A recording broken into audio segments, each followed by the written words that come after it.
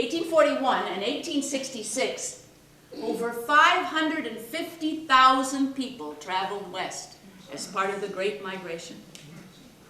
53,000 of them were headed to the Pacific Northwest, and Isaac Ebey was one of them, leaving Missouri in 1847. But in 1848, gold was discovered in California, and he changed his destination en route. But after a modest success in the gold fields, he once again turned his sights north. Now, some people do say that it was Isaac who suggested the name Olympia for the tiny little settlement building up on Bud Inlet.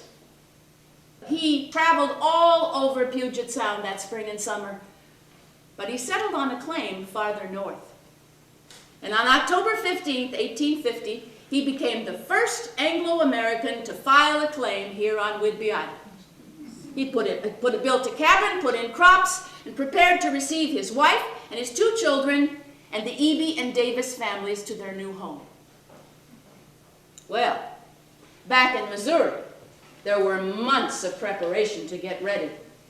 Emigrants were urged to consult one of the popular tour guides, such as Palmer's Guide to Oregon. Their advice could be summed up in one sentence.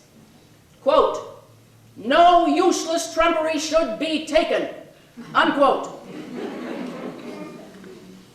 Each wagon should be equipped with the following: a sheet iron stove, a Dutch oven, a skillet, and a kettle, tin plates and cups, a tent and plenty of rope. Oh, and also several cows, and 2 churns, one for sour and one for sweet milk. Each person should be equipped with at least 2 or 3 pairs of good sturdy boots and shoes, and all adult males should carry a rifle and a shotgun. Now, friends and family who had already moved to the West wrote back advising them on how to prepare. Bring along all the young stock you can, 2 and 3 years old, but your oxen should be older, 8 years or more, steadier.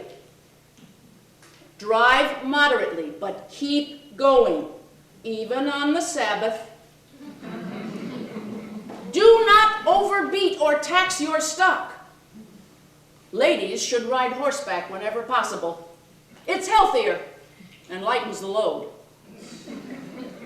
Never camp in old campgrounds, poor grass, and the danger of contagion and disease. Now that last warning was authentic. On the trek of the year before, 1850, cholera had broken out, and thousands had died. Then, at Salmon Falls on the Snake River, emigrants were introduced to some real fishing. One man caught salmon that were so big that when he tied them together with the gills and threw them over the back of a horse, their tails touched the ground.